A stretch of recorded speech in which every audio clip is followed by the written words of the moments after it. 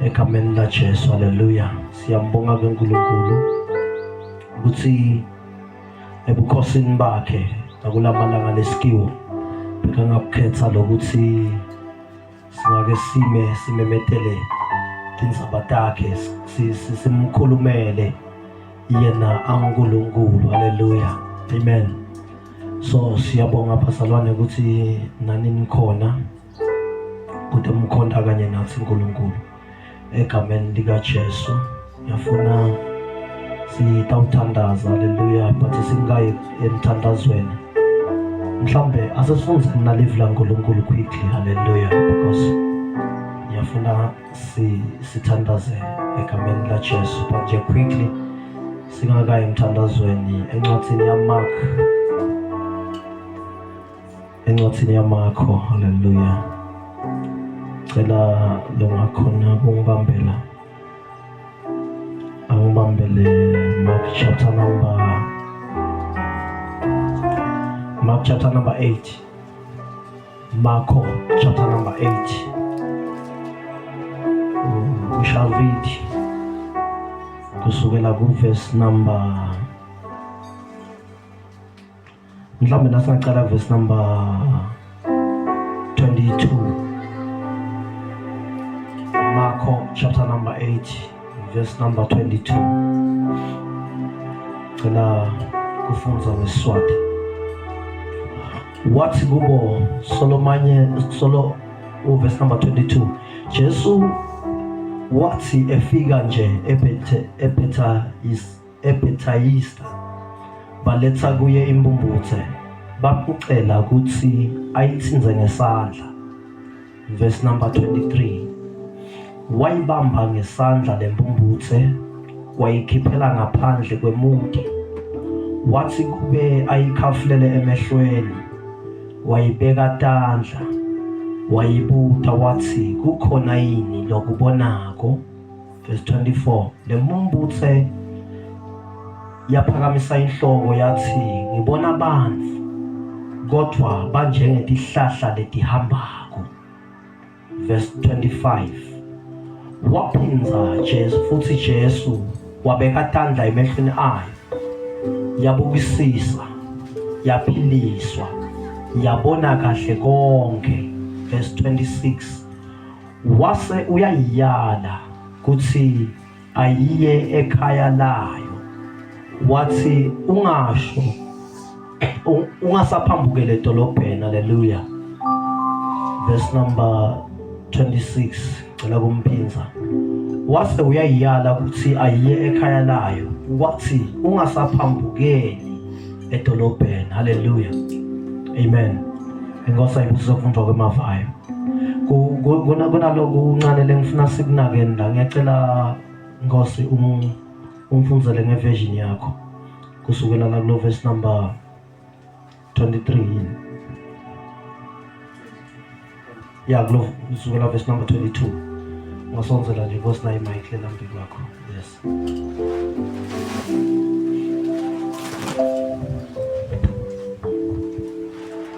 Verse 22.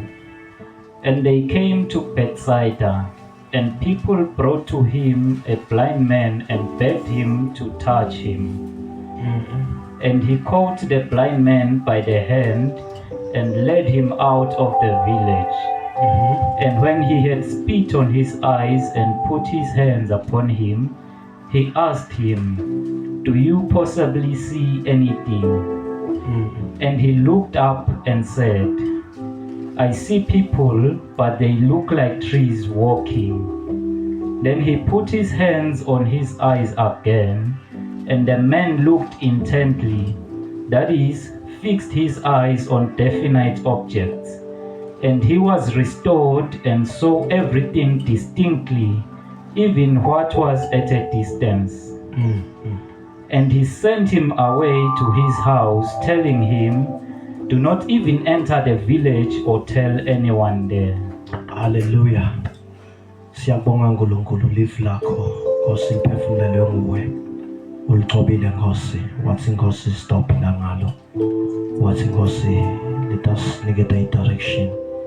Father, we thank you for your word in the Christ. Amen. Hallelujah. Bazalwane lafunza khona mhlawumbe nje sitaya emthandazweni. Hallelujah.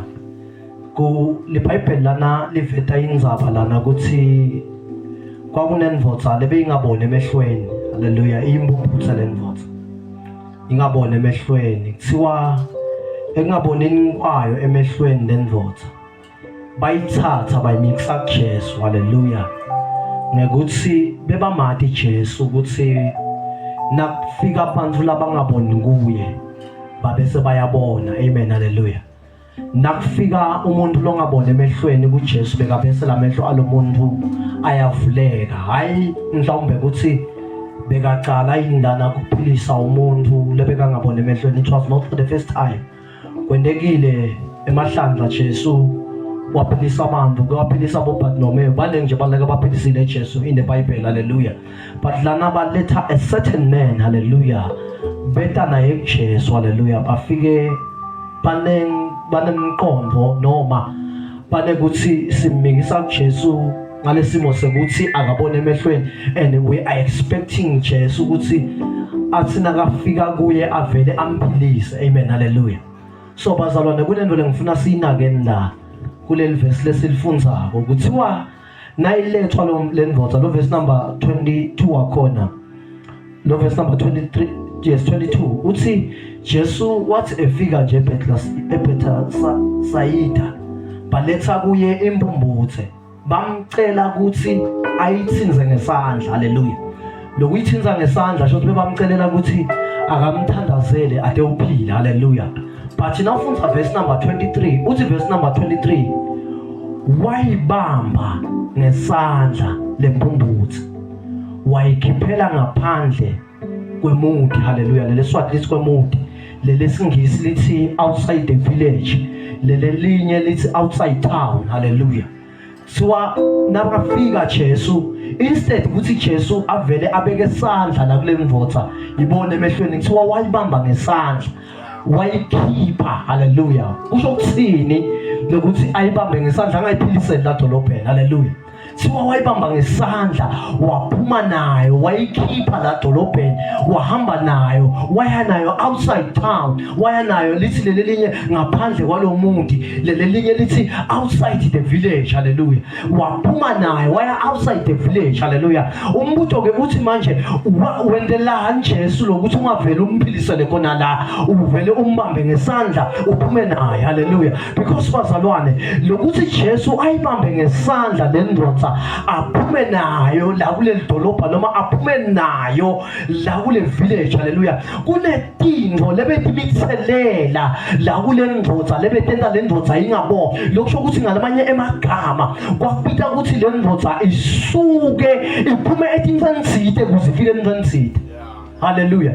Kwakubita ukuthi le ndvodza iphume etintfani letitsite kuze ingene etintfani letitsite, because umehluko lokufuneka ube khona endlini yaNkulunkulu nasetintumbeni. Hallelujah. Entumbeni abanendzaba ukuthi uhlele esonweni wenda ini. Hallelujah. Bafike nje bakuphengule bakunikete tinto uphume uhambe. But ke umehluko in church. Hallelujah. Kufuna ukuthi siqale sidile nawe spiritually kuqala. Hallelujah. Sihlanyele le tinto taNkulunkulu langekhathi kwakho kuqala. Hallelujah. Then you shall receive healing. Amen. Hallelujah. That's why bazalwane besingabe senda nje imistake la nangabe singafike sijake kuniphiliseni, sijake ekukhulumeni kuphila, sijake kwenteni ndini. Hallelujah. Singaqali safunza the word, because lokufunza the word we believe lokuthi kahle kahle akusithi lele senda leno, but it is the word of God lele fike ilethe i-change empilweni yomuntu, lefike iphilise nomuntu. Amen. Hallelujah. Uyangishayela lo munye alenye langa nasanza kubuya elihlelweni dingi kulamalanga laphelile. Hey mprofeti, ngikubonile lapha elihlelweni ngathi nangisingiyalalela la moyeni wami ngeva lo moya wami ungiholela kuwe ukuthi ungangisida. So nginenkinga lenginayo, uyayichaza ke inkinga yakhe. Hallelujah. Uyayichaza lenkinga, nakayichaza lenkinga, but lengudiscover ko asayichaza lenkinga. Ngidiscover ukuthi akanenzaba kakhulu naNkulunkulu. Hallelujah.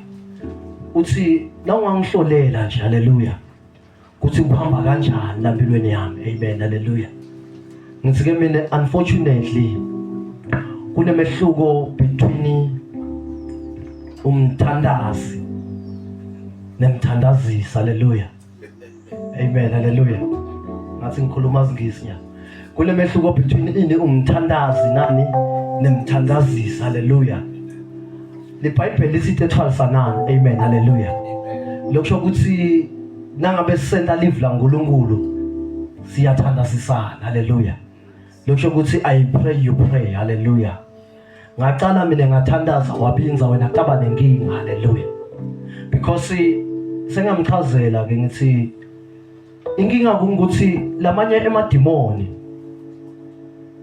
athinga kuva ukukhuluma wena uzahambe amen haleluya lamanye emadimoni bazalwane athinga kuva live lakho kuzene njani aphuma hamba haleluya angakurespecta lokho nganointed ngiqotshiwa haleluya ngithi ngifika ngimembi kwakho ngithi Father in the name of Jesus Christ ascream and whatever la kakwendako athuka ahlale lapha haleluya but angeva wena uannounce into lephambene nawo haleluya atawuphinza buye amen haleluya that's why siyazi encourage lokuthi uke wayichaza na Jesu lento wathi le mimoya lemibi ithi ingaphuma emveni ihambe yohlala ehlane ekuhlaleni kwayo ihlane but lamehlo ayo le mimoya asuke asolabukile labe kakhishwe khona and ekuhlaleni kwawo lena ayaplana lokuthi sibuyela kanjani lapha la sikhishwe khona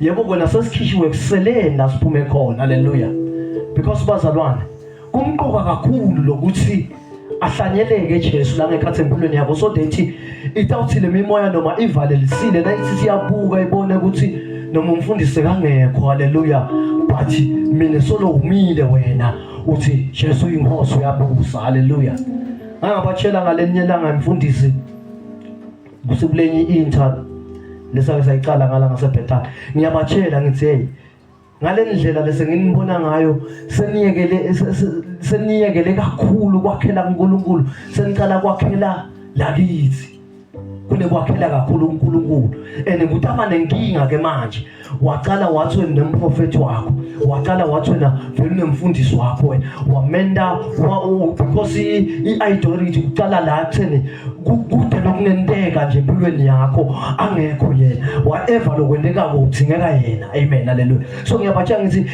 senisicabanisana uNkulunkulu number 2 nina lesitawendeka lakini manje sentawuqala kulahleka because lithi iBhayibheli uqale kusiwe umuntu lobeke lithemba lakhe kulomunye umuntu amen wakala nje wathi ubeke lithemba lakho kulomunye umuntu haleluya kuthi uyathi mina ngana ngiyompostoli wami haleluya ngeke ungithinze haleluya nemadimoni ngeke angithinze kunempostoli wami haleluya you are cursed haleluya kukahle kubane bafundisi kahle kubane bapostoli but kahle kufuna kuqale uNkulunkulu kuqala amen haleluya so ke la sifunza khona bazalwane lithi ke leBhayibheli la wayibamba ngesandla lendvodza Jesu waphumela nayo ngaphandle kuleli dolobha ngoba la dolobheni kwakunetinto lebe sedihlanyelekile kunema influences labe kakhona kunemimoya lebe ikhona la dolobheni lebe kudinga ukuthi lendvodza kuze isinziswe noma kuze isitakale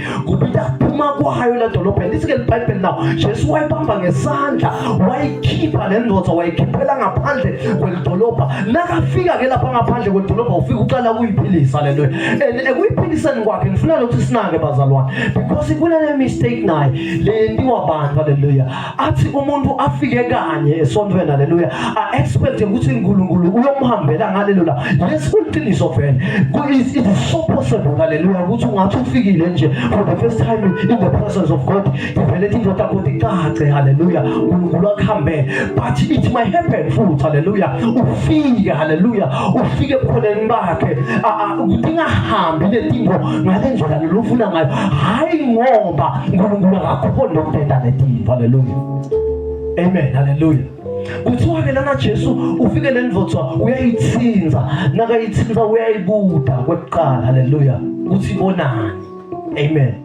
bese kuqale le process ye healing phela. Hallelujah. Ngivumeleni sikhulume lokuthi nasikhuluma about now lethiwa i-deliverance. Hallelujah. When we speak about deliverance, asikhulumi nge-one day thing. Hallelujah. Asikhulumi ngento le yenteka namhla kuphela seyiphelile. Hallelujah.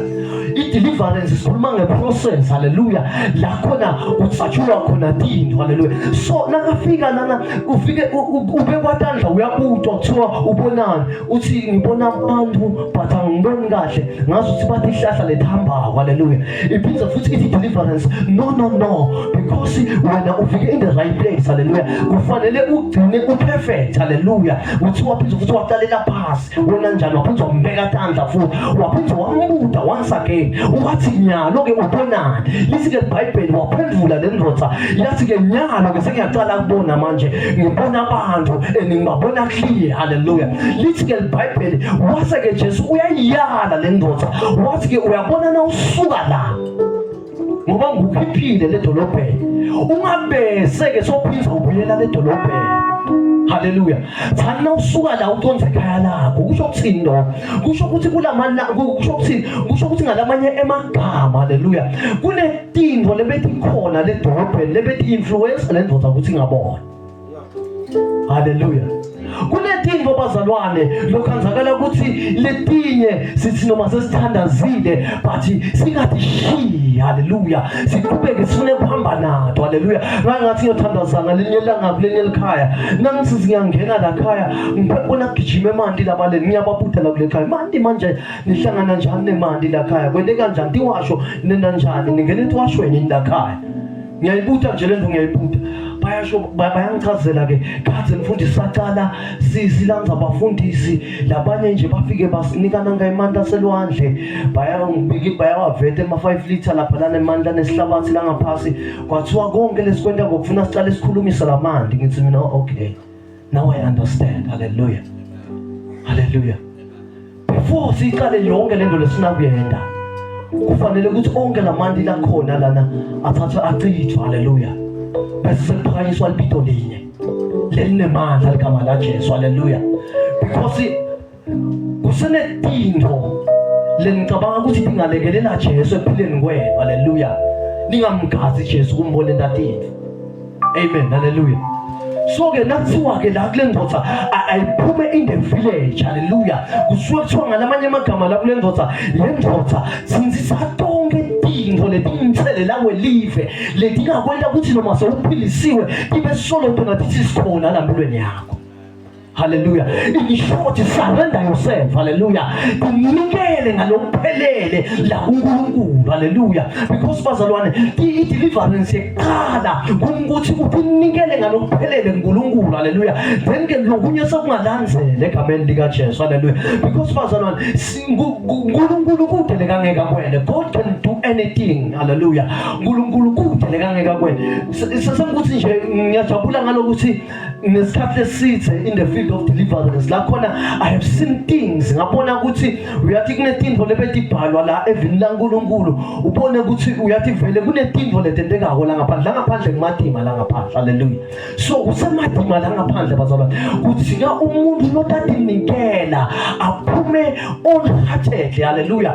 Athi Nkosi ngita kuwe kunana umfati nangisengigcina nje liBhayibheli lithi lo make wagula for some years. 12 years if I'm not mistaken. Lithi bekopha angaqedzi nawufunda le Bible kahle uhamba nalo lithi bese kayile etindzaweni letinengi but instead ukuthi asitakale lithi lo mopho bowuqalela phasi sonke isikhathi nakaya le laba bekaya khona instead ukuthi abuye umopho mhlambe wenda kuba ngcono boba wes lo mopho nakaye la. So up until what decide lo make wahlala phasi wabuyisa ingqondo yakhe wathi now I decide. Hallelujah. Kuthi ke ngiyawushiya konke lokunye nangabe khona labake banginika kona nangabe khona labake makhathakhatha labanginika wona ngiyawathatha ngiyawalahla manje sengifuna Jesu uNtobo lwakhe. Hallelujah.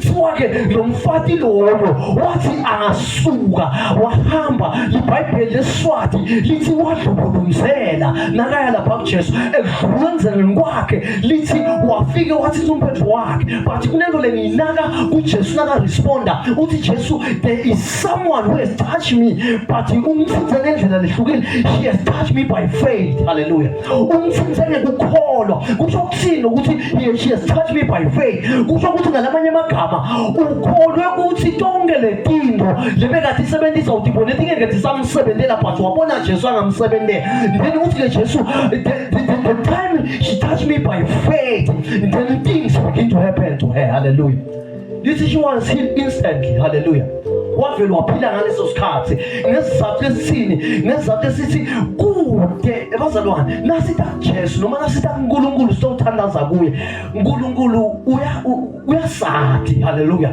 uNkulunkulu ukhona ukubona konke ngetimpilo tethu hallelujah and there is nothing that we can hide for him hallelujah lokho ukuthi ngalamanye emagama nasithi kuye usathi even ekusakatha ukwathi even nala week ngakhona hallelujah it is better uthi nasita emthandazweni ufike uthi Nkosi I surrender all to you hallelujah you will see things happening lendoda nje lena yavuma nakayibamba ngalesandla Jesu hallelujah waphumela nayo ngaphandle kwaleli dolobha wathi nakafika lapha wayiphilisa hallelujah ngekuthi yena njani ivumile nafunza iBhayibheli esikhatsini esiningi Jesu umvana kenele abantu bemimangaliso nakaphilisa abantu umvathi kukholwa kwakho kukusinzisile kukholwa kwakho kwenene kukusinzisile kukholwa kwakho kukusinzisile because liqiniso lithi kude uNkulunkulu into lekangayenda angavumelani nemuntu ukuthi bendinto hallelujah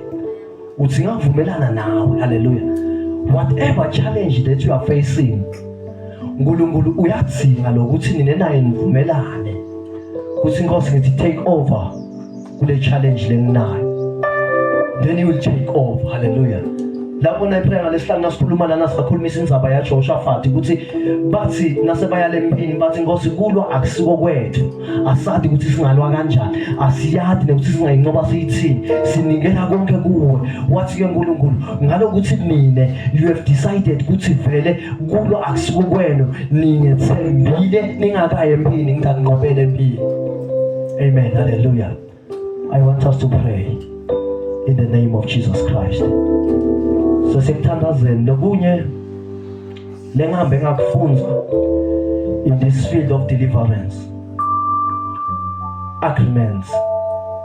Tivumelwano. Siya emasontweni bafike basibeke etandla basithandazele siphume sihambe siwezivuke sithi size siphume sihambe kusale kunema agreements lamile hallelujah. Agreements. Tivumelwano amen zivumelwano asiphuki ngokuthi ngifike ngibeka sandla asiphuki lapho noma ngaba anointed kwani but an agreement leligama nje lelithi agreement uyaliva most now kube nekhuluma kuze kwenteke lethu so iagreement bitakhuluma kuziphukeke ibaleke hallelujah so agreements asilimente asibambelele lamanye ema-agreements asiwadi ngengayothandaza ngalenye langa kulenye ifamily nangifika lapha kule family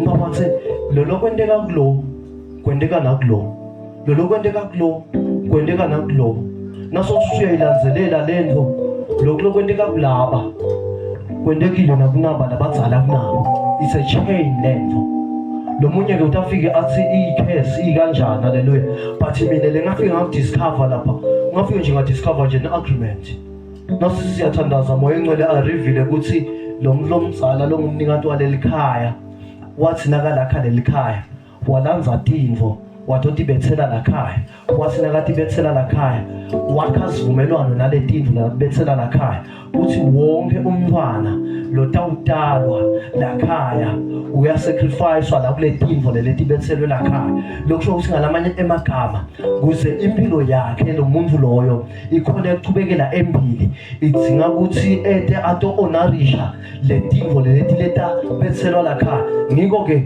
utawuthi nakathi uhambile aye kulabantu ababhulako bafike bathi hayi khona wena wena uthi ngakuya ekhayekini uyohlabela emadlodi because bogogo wakho nabomkhulu wakho bakanjani, not ukuthi kunabogogo nabomkhulu abakanjani. Kunaletinto letidzinga honorishwa, letalanzwa setidzinga manje ukuthi salete nanje ti-honorishwa. So nangifika lapha uyayimbula moya ingcwele lento ukuthi lana indzaba lana ma-agreements la kunetivumelwano and kwenta-ke kungazuthi-ke kuba wesi kulaba labanye bona bathi tena bavuleka lamehlo bathi ayikhona phela thina sesimbolelekile sathi ukuthi uNkulunkulu nemadloda akuhlangani. uNkulunkulu nje ahlete esihlalweni sakhe semkhosi ayethwa siyawashiya-ke la madloda siyahamba siya kuNkulunkulu only to find ukuthi ekuhambeni kwabo baye kuNkulunkulu bahamba their existing agreements abangawephuli la ngemuva nabathi bayabuya lakhaya kuyavuka letinto kuma ngetinyawo ukuthi thine sathi ukuthi nine nanikelwa lakithi. Amen. So-ke nasifika-ke lapha siyathandaza ngithi-ke mina lento ilula ayidzingi natinkomo ayidzingi natingadi idzinga nje umlomo womuntu usakhuluma. Haleluya. Ngathi asikhulumeni kanye kanye sabuya sakhuluma baphakamisa tandla sathi baba egameni likaJesu ngathi shalom ngithi tonke tivumelwano letendiwa ngetimpilo tethu ngathi nisho futhi ukuthi lentatiko naleningatati ngoba likhona lo tatende emehlo savulekile. Haleluya. Ungatati. Do you know ukuthi kungena nje ntumbeni lokuthi nje ungenile wafika wahlala lapha, it's an agreement in the spirit. Hallelujah.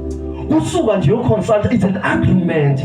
Uyoconsulta kulo longasuke uNkulunkulu 11 akamoya afike kushaya ikhosi lokwemadimoni kuthi already sesivumelwano anse sivumelwano sikanjani lokuthi nje wena ufikile wakhumula ticathulo anse ngiyayizwa kuthiwa na ungena lapha entumbeni ushiya lecathulo la ngaphandle wafika wakhumula lecathulo already so vele uthephe into agreement yakhona ukuthi sivumelwano sala madimoni sisacathulo akusale ngaphandle ungene songena ngetinyawo usengahayi ukuthi wavumane wena umemetele ngomlomo wakho ukuthi siyavuma lokusho singamanye amagama uthi whatever lena kwenda nemadimoni empilweni yami ngiyakuvumela ukuthi ngakwenda. It's an agreement. Iyaqala-ke lento iyahlala nampilweni wena ngalana uyathandaza ngalana uyaqhubeka babathi manje uyathi ngiyathandaza but itinto atifuni kungilungela uyathi itinto atifuni kwenteka ngale ndlela kwenteka fortunately I'm one person lokhulele ekhaya kanjalo. Haleluya. Noma ngithi lodalelwe ekhaya kanjalo wherever la besihamba khona uthi usungena esontweni uve bakutshela bathi hey lekhayekini letivumelwano letakhiwa lapha kwakhona tivumelwano nami bathiwa kude lo tawushada kude lo tawakha akunamuntu utawuthenga imoto wathi bachaze letivumelwano bachaza. Ngiyakhumbula ukuthi I struggled ukuthi letinye izinto tendeke ngibuta ukuthi up until ngathi ngifasting ngalenye la God reveals what uthi ngokuthi disconnect from the agreement, disconnect yourself, dikhiphe kule tivumelwano. Buta ngosi ngikhipha njani what there is only one way to disconnect yourself. Hallelujah. Memetela khuluma in the realms of the spirit usho ukuthi nine madimoni ngikhumbula kahle ngaya lekhaya ukuthi lutenzayo ngafika ngangena ngisaba nethi ngahle ngigqobe ngafika ngangena lapha ekhathi endlini ngathi baba egameni likaJesu I disconnect myself la kule tivumelwano letendiwa kunalikhaya na tonke tivumelwano letendiwa ngelibito lami nangempilo yami konke lokwamenyethelwa namhla ngiyakukhansela egameni likaJesu ngabreak. Hallelujah.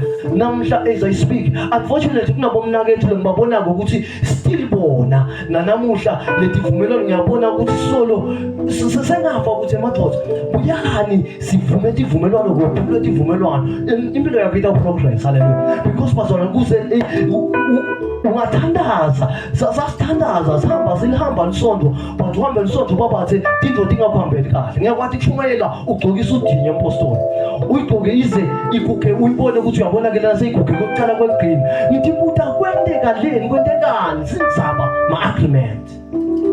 Hallelujah. Existing agreements. Hallelujah. Sisekugcineni sitawuthandaza egameni likaJesu. Hallelujah. I want us to pray bazalwane. Ngiyafuna ukuthandaza nangabe ukhona ula ngekhathi uthi uyathi I can feel ngiyeva manje ukuthi there are some agreement that are existing la mpilweni yami netivumelwano ngitiva ngathi kuyasebenza yebo kuliqiniso letinye start sinenjele ekhaya letivumelwano letinye lebetendiwe sesingatati satalwa nje wakhanzakala ukuthi ndivumelana udalelwa tikwatha haleluya kusiwe nalolo tentile futhi haleluya but kukahle nasofike kuNkulunkulu ngoba kufuna ube ngilo wakho umlomo haleluya lothi Nkosi Jesu tonke tivumelwano letentiwa ngempilo yami lengitati nale ngingatati manje ngiyakhansela ngaya ngala enzaweni yasemgungundlovu I'm closing haleluya sitothandaza bayangichazela lesimo lesilekhaya ukuthi kuthiwa kumadima la ngaphandle yala ngaphandle kumadima siwa la khaya kungaphekwa nsambama kudliwe kucetse nje sekudliwe kwacethwa kushiwe kitchen tishati washiwe konke kubekwe kahle ngabolonile khanjiwe kuyo emakamereni kuyawulala ekuseni nabavuka bathi awukhanza ukuthi bese kunalabanye abantu bebadla la ndlini but ekudleni kwabo labantu the teacher abakatitsusi bathi shiye khona la kanti bona bathi washi the teacher bacabange ukuthi ke mhlawumbe noma kukhona yini abantu abangenako yini bafake bomabhakla whatever labakwenda bakaze bangichaza le story ngabona ukuthi indlo lensala le nasiya ke siyawuthandaza nakhona sisonke nje siyathandaza uyaprevila uNkulunkulu ukuthi kunabantu abahlushwa athi poko kanjani kanjani okay so yavela ke sesiyayo ukuthandaza lengakudiscover lapha ngadiscover nje ukuthi letinye tinto atidzinga amabhiki nemafosholo man kuze tendeke tidzinga nje magama la tawukhuluma kube kuqhatheka kwetinto siyafika lapha nasilungisela lokuya uthi uNkulunkulu ngibofike lena neni holy communion nanenda nene nje sidlo senkosi nanifika siyasuka siyahamba nasifika lena sifike senda sidlo senkosi leli khaba bayichaza ngisayi asende sidlo senkosi senda sidlo senkosi nasiceza kwenda sidlo senkosi siphule ama agreement nasiphule awubanga nemthandazo lo wala sala awa siphule ama agreement ngena emotweni ngabuya kumathapha nangibuya kumathapha ngikhathe icingo phela ekseni ngikhathe ama results anse kuhlale fike kuphakelwe la ngiyabuta ekseni ngikhathe njalo ekitchen bathi sikhathe nje ungabe kunjalo dino dihambile nalakhaya ngazuthi nje sekunemehluko lokhona ngazuthi lelikhaya selethu nyalo phela ngasilethu lelikhaya nyalo ngikhaziva kuselethu lelikhaya amen haleluya because of agreements bazalwane haleluya netivumelwano nje haleluya lefike takhiwe letinye lele busuku afike umuntu asase lo mhlaba walabaleni hambe ayokhulumisa tivumelwano lethu wakhe ngekuvumelwano nemhlaba nanifika nini lapha ekhaya ngikhanze thinking hallelujah asungwenza imenyote want us to pray in the name of Jesus Christ nangabe ukhona ulanga ekhatsi uthi mfundisi uyathi ngiyafuna kuthi nami ngiyayiva lento lokhuluma ngayo to break those agreements you can come forward ngeta